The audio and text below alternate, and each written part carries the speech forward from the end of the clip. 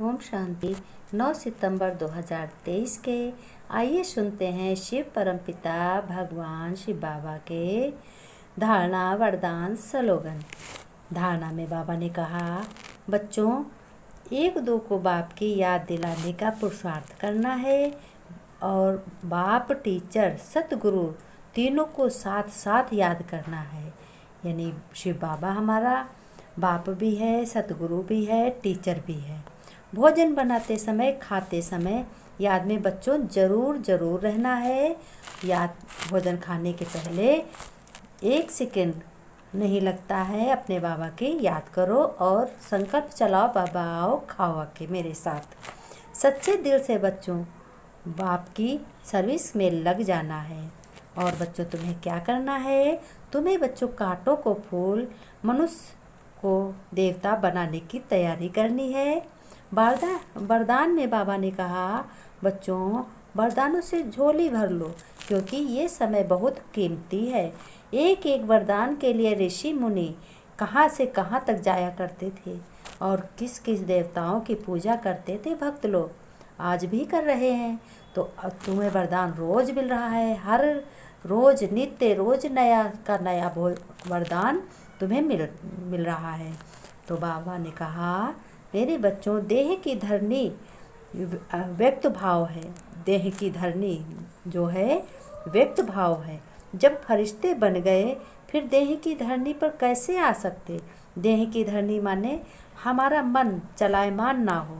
मन जब चलायमान हो जाता है तो सब कुछ सोचता है, और जब मन चलायमान नहीं होता है तो जानो हम फरिश्ते बनते हैं। जब भगवान के बारे में सोचते हैं तो हम फरिश्ते बनते हैं, तो हमारे देह की धरनी नहीं होती। फिर बाबा ने कहा, देह की धरनी पर कैसे आ सकते? फरिश्ते धरती पर पाँव नहीं रखते। फरिश्ता अर्थात उड़ने वाले।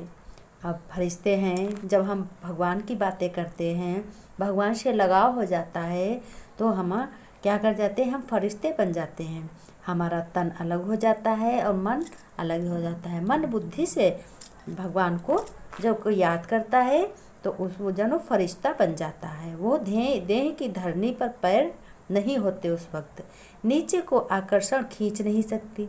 जब भगवान ने कहा, शिव बाबा ने कहा, बच्चों, जब तुम भगवान को, ईश्वर को, किसी को, जिसको भी मानते हो, उनको याद करते हो, किसी भी देवी देवता जो भी तुम्हारे कुल देवता हैं, किसी को भी मानते हो, फल तो मैं ही आकर देता हूँ। मानो किसी को, किसी का नाम लो, लेकिन फल का अधिकार हमें ही देना है। फल हम ही देते हैं। शिव बाबा ने कहा, तो तुम्हें उड़ने वाले नीचे आकर्षण खींच नहीं सकते। जब तुम गहरी याद में रहते हो, कभी कभी कोई कुछ बात कहते हैं तो कहते हैं, तुम कहाँ थे?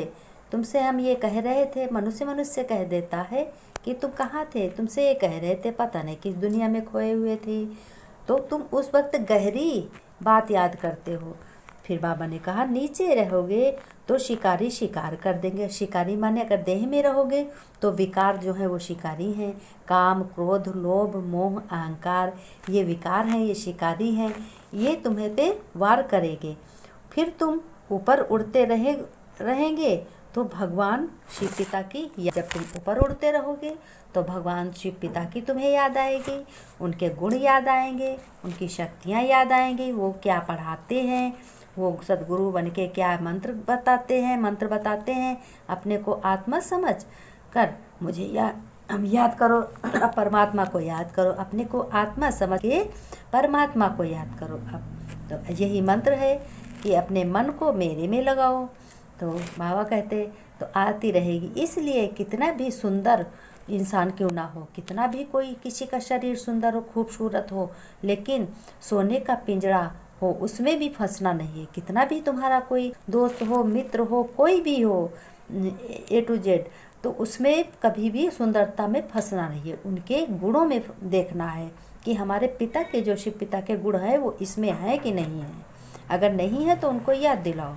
अगर है तो तुम खुश हो जाओ कि हमारे पिता के गुण भी इसमें हैं, तो ये भी हम ये भाई बहन हैं, तो पिता ही एक पिता के बच्चे हो गए। तो सदा स्वतंत्र, बंधन मुक्त ही उड़ती कला में जा सकते हैं। तो बंधन मुक्त नहीं रहोगे। फिर शिव बाबा ने कहा स्लोगन में असंभव को संभव करने वाले, सफलता की अनुभूति करने वाले ही सफलता के सितारे हो।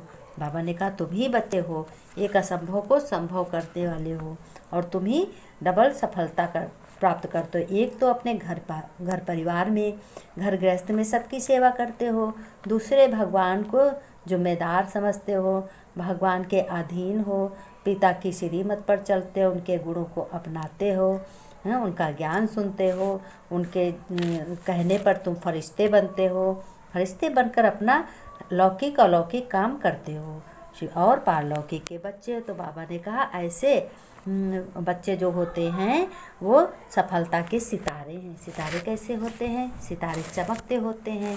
इसी तरीके से शिव बाबा ने कहा तुम भी भगवान के सितारे हो। जैसे कोई सितारा कम चमक रहा, कोई ज़्यादा चमक रहा बादल में, देखो सब सितारे एक जैसे तो नहीं चमकते। ये सब पुरुषार्थ का है। शिव बाबा ने कहा बच्चों अंतः वाहक शरीर क्या होता है ये जानते हो? चलो मैं बता रहा हूँ बच्चों, ध्यान से सुनो। ये सब बातें बहुत समझने की हैं।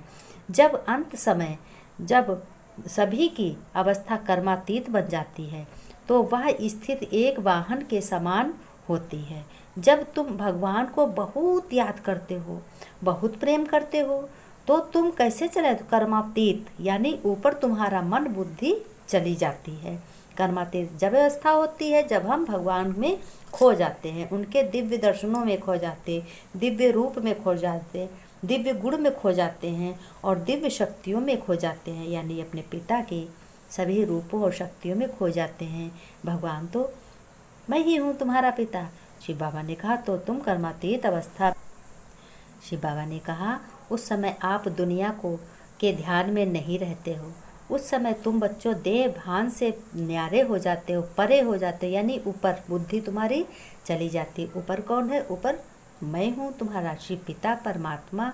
इसलिए उसे सूक्ष्म शरीर कहा जाता है। जब हम भगवान को गहराई से याद करते हैं, कभी कभी ऐसा महसूस होता बहुत हल्के हो गए, कोई भार ही नहीं रह गया। अपने को चेक करो एक बार बच्चों, बाबा ने कहा, फिर देखो कैसा लगता है। उसी को वाहक शरीर, अंतः वाहक शरीर कहा जाता है। प्यारे बच्चों, मीठे बच्चों, नमस्ते।